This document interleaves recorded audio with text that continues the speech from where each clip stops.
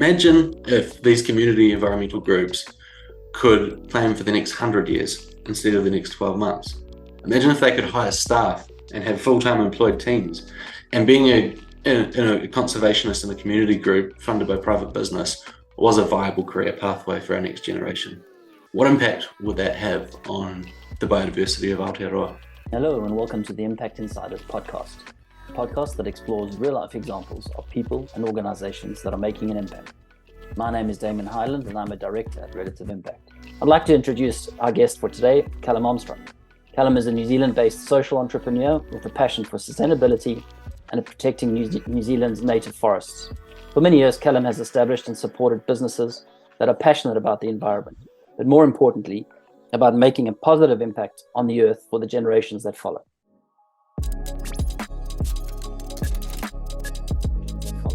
Callum, thank you so much for joining us today. Thank you for having me here, Damon. Tell us, Callum, a little bit of an icebreaker, a little bit of an introduction, a little bit of background. When you were young, what did you want to be when you grew up? That's a funny question. Please go ahead. So when I was in high school, I went to the careers advisory and I went to them and I said, I'm going to be a marketer. I'm going to go to uni in Dunedin and I'm going to be a businessman. And then she pulled out a piece of paper and she drew a straight line and she said, this is what you think you're going to do. And then she drew this squiggly line and she said, this is what you're actually going to do. And I think I stormed out of the meeting and I said, you don't know what you're talking about. But she was really right. So as a kid, I always loved the environment. I grew up in Auckland, New Zealand, and I was in the suburbs, but every moment I had to get into the forest or get out to my auntie's farm, I'd go out there and just do that. And as I got into my early to mid-teens, I really wanted to be a marine biologist. I actually wanted to be a shark scientist. I discovered that didn't apparently pay that well, and I was really encouraged to become a businessman. So I ended up moving into the business space, but I've always come from a learning and from a science and conservation mindset, and I've always tried to reconcile that with business. And do you think, I'm trying to understand perhaps what drew you into that space? Is it part of your family's background? Is it something your family was involved in, or was it just come as you were growing up, you just felt, well, I'm really drawn to this. I can't understand why, but it's something I'm interested in. I mean, my auntie was into her horses, but no one, as far as I'm aware, I don't think anyone in my family is conservation minded. My mum's an accountant. My dad was a business owner and manager and leader. But I've always just loved it. I've always been drawn to it. And yeah, I guess I'm very passionate about learning. And there's just this broad body of knowledge of nature and science. And I also think growing up, I was a cub and a scout, and we went on a lot of trips into the forest. And the amount of times that I would be walking through the bush before now I understand most of the species around me, but back then I had no clue what even a fern was. And I'd look around and think these trees, I wish I had more of a relationship with them. And in the ocean, you would see all this magic when you go snorkeling and freediving. And I'd think, I just wish I understood this more. And seeing the magic in it, but not getting it. I think that probably propelled me on to want to learn. But yeah, never any family background in it. It's just been, I guess, it's where my heart's at, right? And so with your interest in forests and marine, and then going into the business side of things, was there ever a point where you're like, well, we really have to consider our behavior? Because as a youngster, you can observe things, right? You can enjoy the forest, you can enjoy the sea, you can enjoy those things, and you don't really understand the challenges that we're currently facing in that space. You just enjoy what you see. And as you get older and older and older, obviously you start getting exposed to things, you start getting exposed to stories, and you start to understand more and more the real challenges that we actually face. And was there ever a point for you when you moved from, what you wanted to be into the business world that you realized, gosh, we actually need to start making a conscious effort to change our behavior, to start helping or focusing on the environment?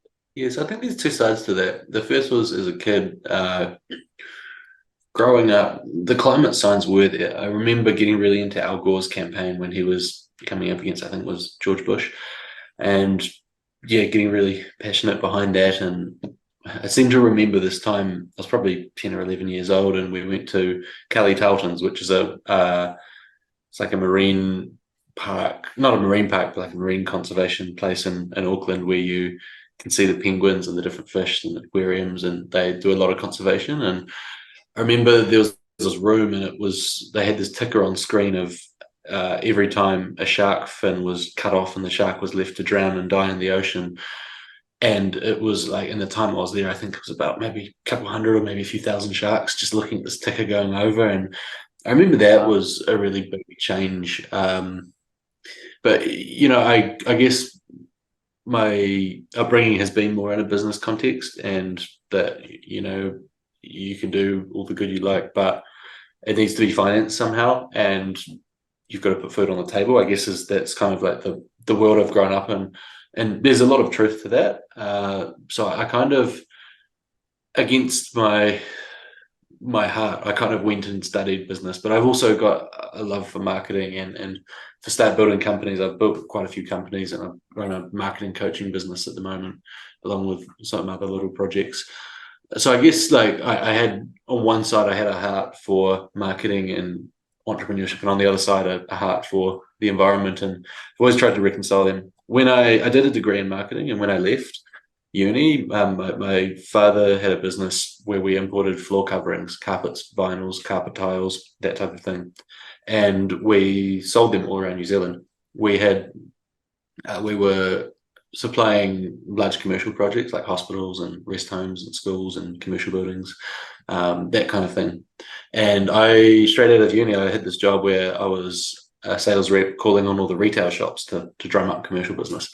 So once I got settled in, every 12 weeks, I would see the top half of the North Island and the whole South Island, except for Fiordland and the West Coast. So it was about 700 Ks a week. And I remember the first year, I thought, this is beautiful. This is stunning. Look at all this great farmland. Like, look at all this great infrastructure, etc. And, obviously farmland is really important. But soon after, I realized that this was all native forest before humans got here. But it was kind of, I'm condensing down a few years of learning into a soundbite. So it was ticking over in the back of my head, but I didn't really actively have that connection until much later. Dad sold the business. I moved on.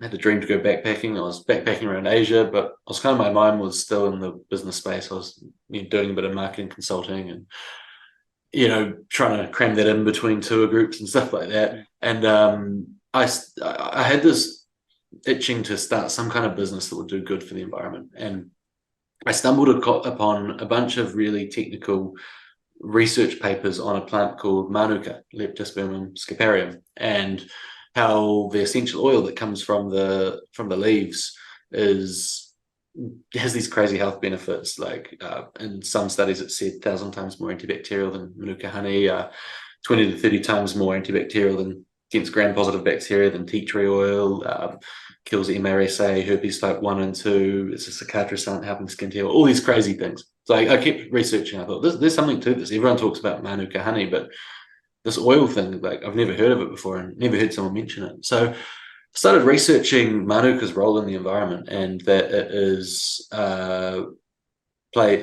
basically Manuka plays a role as a canopy cover. So it creates, grows quickly, shades out a lot of weeds, creates a safe space for other native plants to grow, grows deep and flexible root systems that bind soil, prevent erosion, clean waterways, all this fun stuff. And I thought, this is amazing, because I started looking at other native plants and saw these bioactives, and I thought, okay, well, why isn't this on the land? Why do we have to have pine forests or dairy or other areas? And because most farmers really care about the environment. This is their backyard, it's their legacy. But there's no money in planting a whole bunch of native forest and harvesting these extracts. And me being my young, naive, early 20s self, I thought, I'll go and start a company and I'll change the whole world with these native plant extracts. And if we make it more profitable for landowners to plant native forest than any other type of product, then over the long term, we'll go back to native forestry. So I started that, did it on my own, no real investment or anything like that. I actually partnered with my dad at that point, did a bit of help. But in the end, I found that for various reasons that this wasn't my path and my approach. Yeah, so then that evolved into a bunch of other businesses, and that turned into the Reforestation Fund, which I guess is what we're here today for. Sorry, it's a bit of a long answer, but yeah, No, that's how it kind of evolved. that's incredible. I mean, I think what a wonderful experience to have traveled so many kilometers around the country back when you were younger and have seen, what would be very different today, because today I imagine a lot of the landscape has changed because of the way farming methods have, changing the way that they're using the land.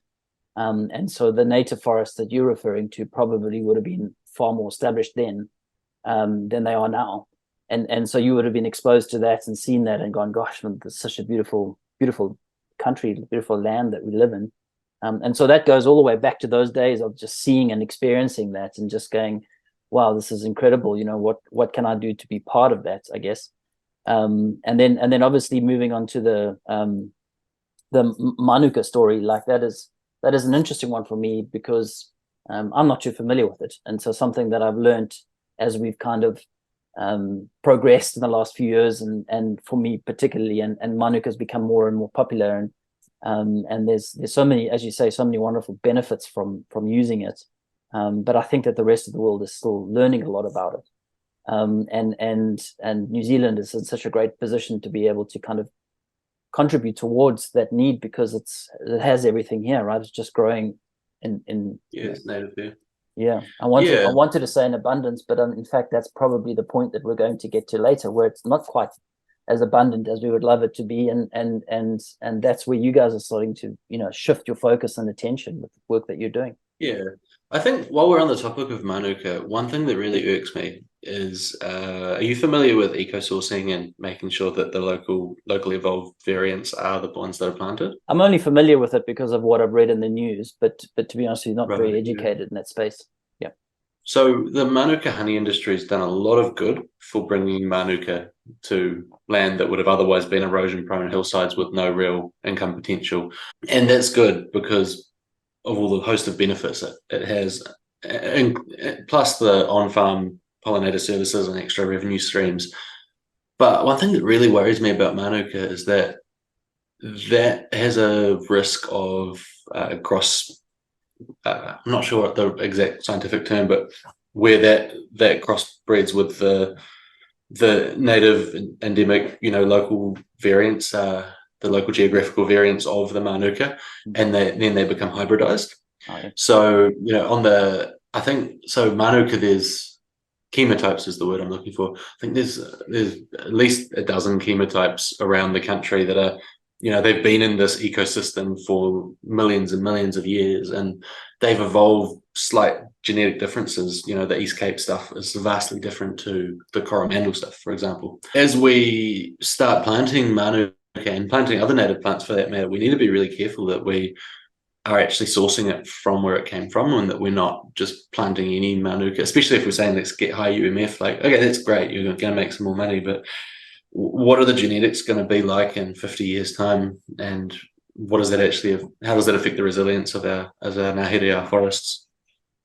Yeah, that's a really great point, and obviously something to seriously consider, because as you say, the more and more things change, the more you sort of lose, I suppose, the value. I don't know what the right word is, but value and the quality behind that original Manuka. And I suppose the risk here is that people learning that there's a potential need for Manuka means that they might start planting it, and then there's the much larger risk of that. What was the technical term that you called? Hybridization. Hybridization. Now, I don't claim to be a scientist, so yeah, my terminology is not perfect, or my yeah, facts no, aren't 100%. but it makes complete Down sense. to the last cross reference here. I think most people do it with the best intentions at heart. I don't think there's anyone out there like, I'm going to take all the Manuka and make it my way. But people, there's just so many details in this space, and the more I get into it, the more complex and I realize it becomes. And for your average Joe, like it's not that realistic to expect them to understand all this stuff. I guess that's where the Reforestation Fund comes in, but I'm sure we'll get to that in a little bit, right? Yeah, I'm seeing such a great connection here, because your interest in marketing and business and the value that it brings to this particular space is so important, because you're able to join dots that many can't, because of your passion and your interest in that space, and then of course your skill that you're educated now in business and in marketing, and the combination of those two is so valuable. And so you've then gone on and you've taken your interests in that space, and you've gone and developed businesses focusing on that, and now you're in a position where you're actually supporting other businesses that are wanting to do the same thing, or at least along the same lines. And that is the Reforestation Fund. And so if I can just kind of ask you a few questions about that, and try and understand what it is that you're trying to achieve, that'll be fantastic. Tell us a little bit about the origin of the Reforestation Fund and how it all began. Beautiful and great question. So I have to come back to the Manuka Essentials days to explain how it came about. I got into this business thinking we need everyone having Manuka. It has so much potential. And so I went to some of the manufacturers. I bought a kilo of this oil. I went to the local farmers markets, and in hindsight, it was a very poorly marketed stall, but a little hessian cloth on a table with a bunch of little 10 ml bottles, and people say, well, what's this? And I say, well, this can do everything. There's 100 different uses. And they'd be like, okay, yeah, I know you're a snake oil salesman, but what can this do for me? And I got this response so often that the feedback was, just give me one use and make another product and give me another use. And so I thought, okay, I'll make another product. And I have a bed that I quite like. It keeps me warm. And I started thinking, well, with beds, there's a lot of issues with the hygiene. You shake people's hands, you handle money, you open doors, close doors, all the stuff throughout the day. You rub your bed, you come home, you kiss your partner, you pick up your kids and hug them, and you pass all these germs into their household. And I was looking at the bed oils, and no one was really marketing that they were antibacterial. So I developed this bed oil. We called it the ultimate bed oil back then, and it took me about 12 months to make. About 70 different iterations before I was happy with it. I've sold this company now, so I don't own it anymore. The new owners are lovely people. They actually make Manuka honey, funnily enough. Highly vouch for it. I still think it's the best beard oil in the world, but anyway, that's a story for another day. So I was doing that, and then people were like, well, this makes me look pretty. I'm like, yeah, but look at all these environmental benefits. And at that point, we'd gone from 100% Manuka oil in a bottle to quite a very small percentage, and it still was effective, but it wasn't creating the demand that was going to bring like native forest back to the country. And I just felt like I was selling stuff to make people look pretty and people make margins, and that's okay, that's important, but it wasn't my culpapa. It wasn't why I got into this. So I thought, well, what are we going to do about this? I really want to help the environment. And so I decided that 50 cents from each bottle sold would be given to this Reforestation Fund, which was just an idea. I'll just put it to one side in a separate bank suffix, and we'll give it to some community groups. Throughout that time, around the time period when I was doing this, started 2020, I was involved in a community group in the outskirts of Tauranga called Otani Wainuku Kiwi Trust. My partner, she's heavily involved in Kiwi. She was on the Kiwi team, and I was checking a trap line. And I really started to understand the value of community and volunteers in the conservation space. There's hundreds, if not probably hundreds around the country. I think I saw some stat, and please don't quote me on this. I'm saying this on record, but I think it was about 1,000 community groups, volunteer community conservation groups around Aotearoa that together give their time to help their local environment in their backyard.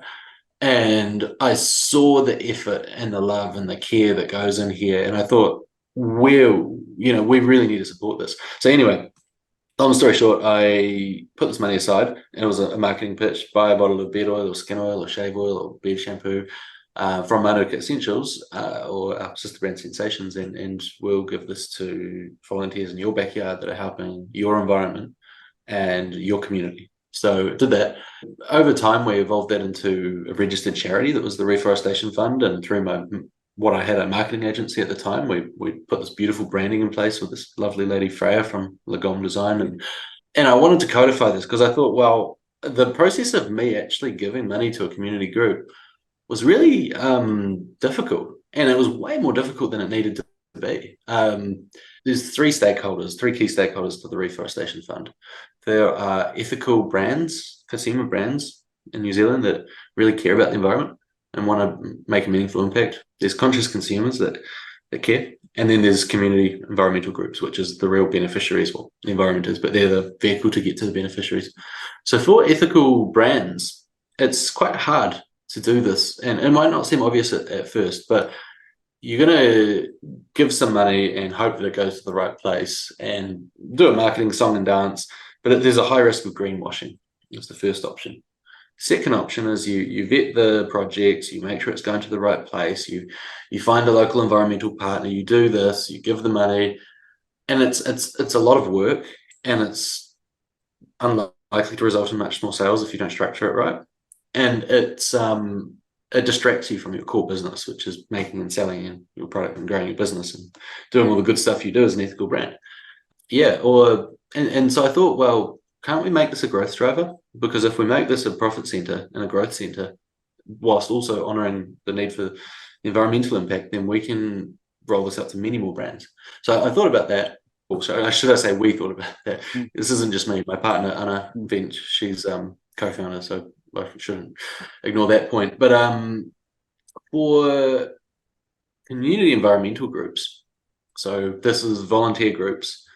This is the main group we're supporting. So all around the country, they are like, we would really struggle to have the biodiversity we have today if it wasn't for these groups. But most of it's done by retirees, bless their souls. But where are they going to be in 10 or 20 years' time? People, 20s, 30s, teenagers, not that active. We're not even really aware that they exist. And all that knowledge is going to be lost. So that's one thing. Secondly, they're scraping by on, it's the sniff up an oily rag. They rely on government funding, which as the politics yo-yos, the funding comes and goes, and that affects their ability to plan and actually action things. And then the private business isn't doing much. I mean, there's the odd company that might sponsor a Kiwi and it's part of their corporate social responsibility marketing and staff perks to go in the bush for a day, but really there's no cohesive and systemic way of businesses helping. And then thirdly, like, most of these groups aren't known about, partly because it's all done by volunteers, and quite often the trustees, the people running these groups that have all the knowledge, are so busy applying for grants and managing volunteers that there's just no time to market and communicate and create media and content about them and get their word out there. So it's just stifling them. And I thought, well, I've got these marketing skills. Why don't I put them to use? And then for conscious consumers, yeah, it's really hard to know if what you're buying actually goes somewhere. So the solution we created was the Reforestation Fund. So brands will select a specific product or a range of products, and they'll say a specific dollar amount from every item sold is donated to community groups via the Reforestation Fund. For example, with Manuka Essentials, that was 50 cents per product on any product. Doesn't have to be that, it's quite flexible. Then with that money, they get they're granted a license to put the Reforestation Fund logo, the icon, on their packaging, on their product pages, and marketing within, the bounds that's enabled. That's an iconic logo that we want to make into a household name that every Kiwi knows. It's a head of a kiwi with a beak and a periri tree. If you go to the reforestationfund.com, you'll see it.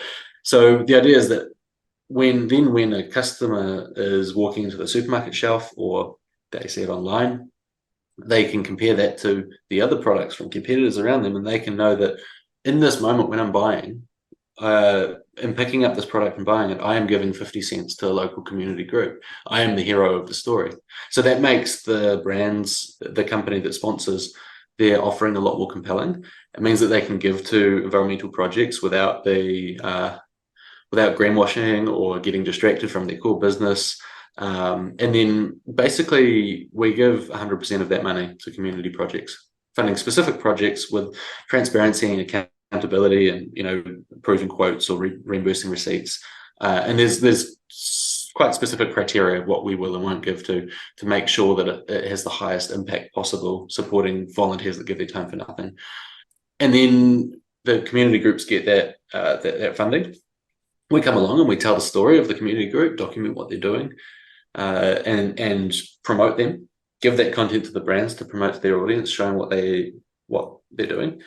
And then for consumers, they are able to get involved, they're able to see their impact, makes them look better, it makes them more compelling. But then, of course, we've got to pay for our costs somehow. So, and bearing in mind, this is still early days for the Reforestation Fund, but we're building an online retail store called the Reforestation Store.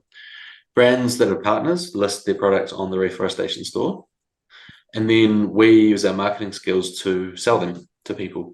It's like a drop shipping site. So then when a sale is made, the brand ships it directly to the customer. They have a relationship with that customer. We get the retail margin, and that funds our operating costs. Then the brand still has the wholesale margin. The consumers, the end users that come to shop on the Reforestation Store, they can find brands that align with their interests. And then they can also supercharge their impact by funding our operating costs through the exact same amount of money they would have spent anyway, plus that 50 cents or however much goes to the charity. And then the brands get a new source of customers and awareness so that they're able to find people that align with their values to expand their impact. So basically the outcomes, brands are easy to make, it's much easier for them to give to community environmental projects, funding the highest impact projects without getting too caught up in carbon this, carbon that, but actually focusing on the qualitative factors. Consumers have a way of being the hero of the story and making an impact, because like if you ask people to give to charity and go to their way, most people just get annoyed and ignore it. So this is a way to not actually, I'd love everyone to change their behavior, but in the real world, like you can't expect everyone to become a saint of conservation. So this allows everyone to take a baby step towards that and to start their journey towards environmental improvement and positive actions. And then for the community environmental groups, they get funding from the private sector. They get another source of volunteers through the awareness that's gained from all the media that we create and brands promote and collaborate. Yeah, they basically get content to become a bigger factor in their community and to be a bigger impact. And just to end the brief overview of the Reforestation Fund, I'd just like to ask you a question. Imagine if these community environmental groups could plan for the next 100 years instead of the next 12 months. Imagine if they could hire staff and have full-time employed teams, and being a conservationist in a community group funded by private business was a viable career pathway for our next generation. What impact would that have on the biodiversity of Aotearoa? Yeah, I mean, I think that would obviously be an incredible shift in the way that it's heading at the moment, shift for the positive, of course.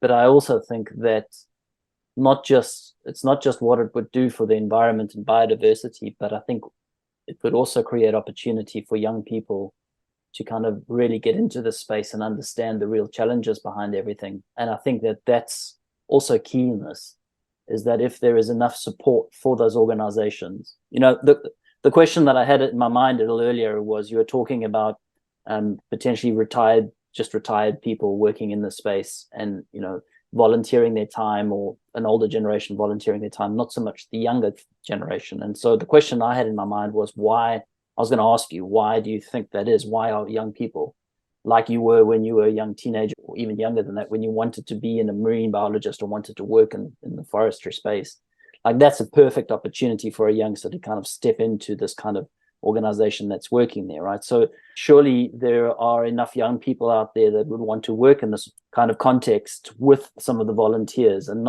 it's not just an older generation. And so for me, the answer might be in and around financial support. They can't earn anything from it. It's volunteering their time. And so they don't get involved in that space. They're rather going to work in a McDonald's or go and work somewhere else or whatever it is. But imagine the opportunity of there actually being enough funding in that space to support somebody who wants to be able to kind of do the work and earn something from it. Yeah, there's some amazing programs out there that are doing this. It's not like this doesn't exist. It's just not enough of it exists. There's one example here in the Bay of Plenty, a group called Bay Conservation Alliance received quite a bit of jobs for nature funding, and they use that to train conservation cadets, where people want to shift careers into conservation, but it's quite a big shift. So then they'd say, well, we'll fund 12 weeks, 4 days a week. I think that's the right amount. 12 weeks, 4 days a week, we'll pay your wages and you show up to these classes and we'll take you out into the forest and into all different areas of conservation and teach you and give you skills and certificates and stuff, and then we'll help you to find jobs afterwards. So that's really awesome, but that does also depend on what the government policy of the day is.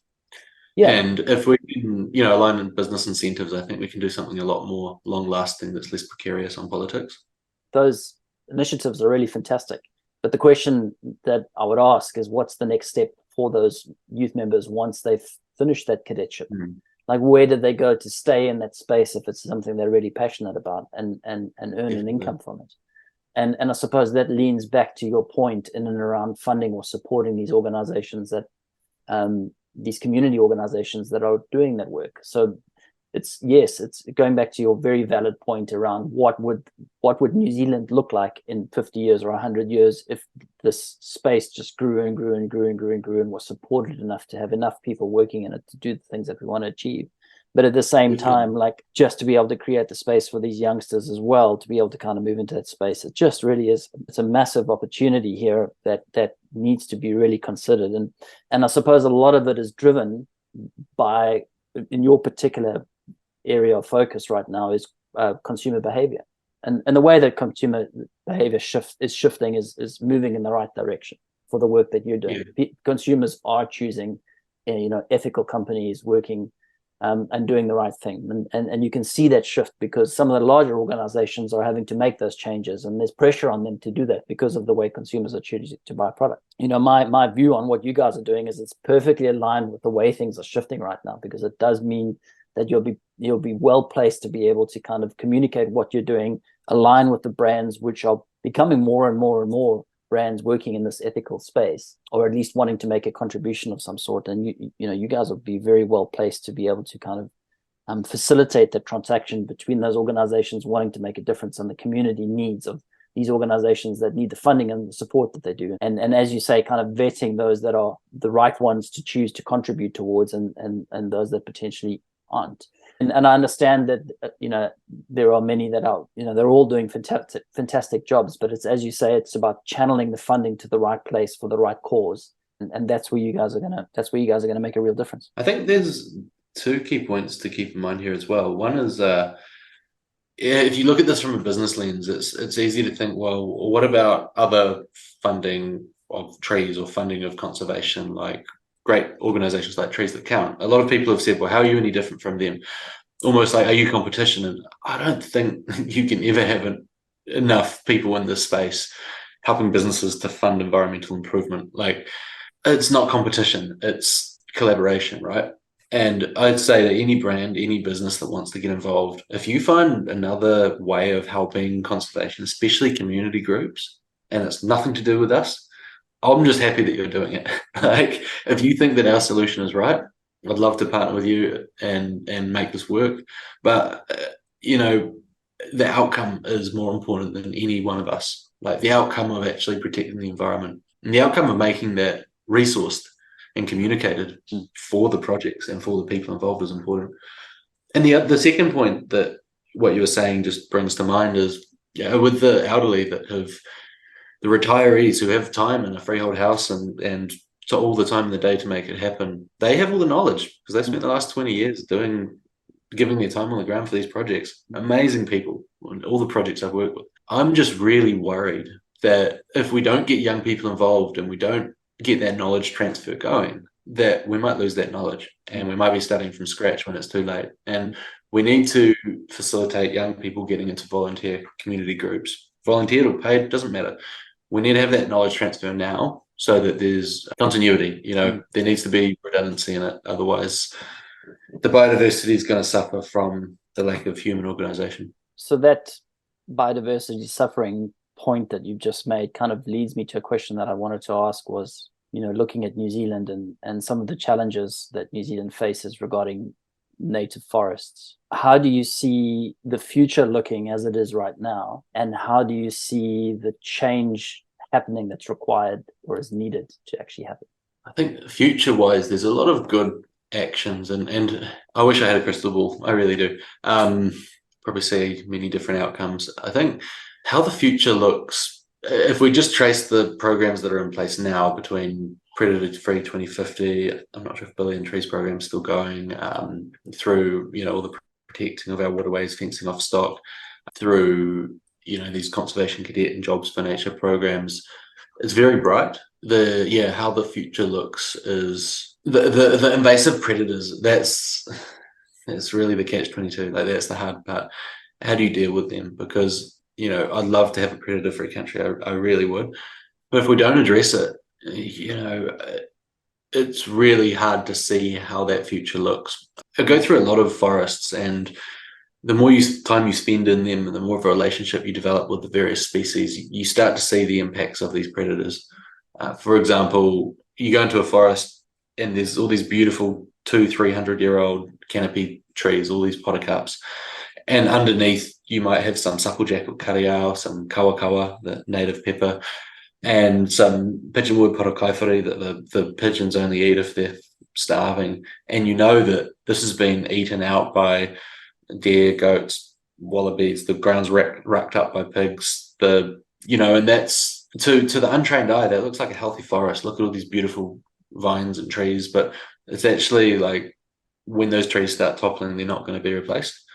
And then you look at a healthy forest where the predators are taken away, and the undergrowth and the speed at which it recovers is just phenomenal. So I think how the future looks very much depends on that predator control aspect. And there's a lot of sensitive areas in that, especially around toxins and poisons, and I'm not one to call the shots on that. But I think that's a good way of answering where our approach and our perspective at the Reforestation Fund differs to most other programs, is that, there's a lot of plants being planted. There's a lot of waterways and hillsides, and a lot of, I just made this name up now, but vanity planting, where we go along, we plant, we feel good, we put our photos on Instagram, and we walk away. That the plants quite often aren't maintained. They might not be the right plant for the right area, and those plants die off. And all the while we're neglecting our existing forests. And I think we need to define reforestation as, curbing the loss in our existing forests, allowing the undergrowth to come through, so there's succession in our existing forests, because that's our seed source, that's our pollinator source, that's where the birds are getting the seeds to spread from, etc. As a second priority would be all the new planting, like definitely reforest. I'd love to plant heaps of paddocks and hillsides out, but the truth is, like, I think in many ways we've got a little bit upside down, and we need to focus on actually how do we improve the health of our existing forest. There's some really cool operations. There's people with drones, AI technology, landscape scale planting.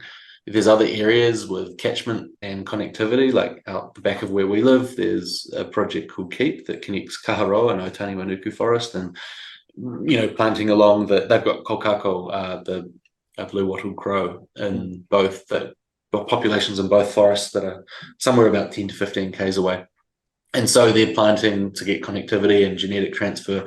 There's things like Jim Lynch in sort of near Wellington has been campaigning for giant, like, mega fence sanctuaries, where you have a fenced area of key ecological benefit, where that's fenced and predator free, and then heavily trapped in the halo zone, so that birds can then spread the seeds, and this good stuff can happen. So I think the future hinges on, on one side, leverage from technology, and the other side, leverage from community. Ideas at the top, but then on the bottom is just the consistent mahi. It kind of follows the seasons, right? Ideas to community, to actually showing up every day. Like, if we lose focus on this, I just don't think we can afford to do that. It's about a roundabout answer. Yeah, I couldn't agree more. And I think that just to kind of summarize what you're kind of been reflecting on, I think that's why there's so much appreciation from my perspective, or at least from our perspective, for the work that you're doing. Because if people like you weren't doing what you're doing, then the future would look even worse than it is right now, right? So you're taking that step, you're making the first move in establishing what you feel is the great connection between the ethical brands and the environment that so desperately needs help and support. And that connection is just a wonderful thing. So well done to you and your business partner, who have established the Reforestation Fund and doing this incredible work that you are. Thank you so much. And, all the stuff you're doing at Relative and similar space with different frameworks and methods is so important. Yeah. And I really appreciate all that you're doing as well. Yeah, thank you. If we wanted to let listeners know how they could connect with or get involved with the Reforestation Fund, what's required, what's needed, what are the steps? I guess there's a few options. If you're in an ethical brand that cares about the environment and you want to help, head to our website, www.thereforestationfund.com, and you can find out the whole story, and there's info on what it looks like to be a partner. Reach out and just fill out the form, or get in touch if you like, and we can start the conversation. if anyone listening to this wants to find out more and wants to hear it in a much more eloquent way than I can say on a podcast, then please go to the reforestationfund.com and you can learn more about it. I'd really appreciate it if you do like the sound of it, just to follow us on socials, sign up to the newsletter, be part of the community. And if you're a community group, right now we're very small, and I'd love to hand out money hand over fist, but we are in the early days. So I'd just like to say, reach out if you want to work together. I'd love to profile you potentially on our socials, but just keep doing your awesome mahi, because you're the ones that are making the change. So if you like it and you want to get involved, you want to help in any way, get in touch, and love to have a conversation. It's all a journey, and it's a spectrum, and we're never going to be 100% perfect. So just, every action better than yesterday is a more positive tomorrow. Lovely, mate. That's a really great way to kind of wrap up what you were saying. That it's a wonderful statement actually to reflect on. And if you feel like there's something that you want to add before I wrap this up, please let me know if there's anything else you want to say. Well, firstly, just thank you for having me. Yeah, thank you for inviting me, and thank you for reaching out and persevering for a partnership together. I like your approach. There's just one last quote I'd like to share. It was, I don't know where it originates from, but some motivational speaker came to our high school way back when and shared it. And it is, if you always do what you've always done, you'll always get what you've always got. So change your actions, change your future.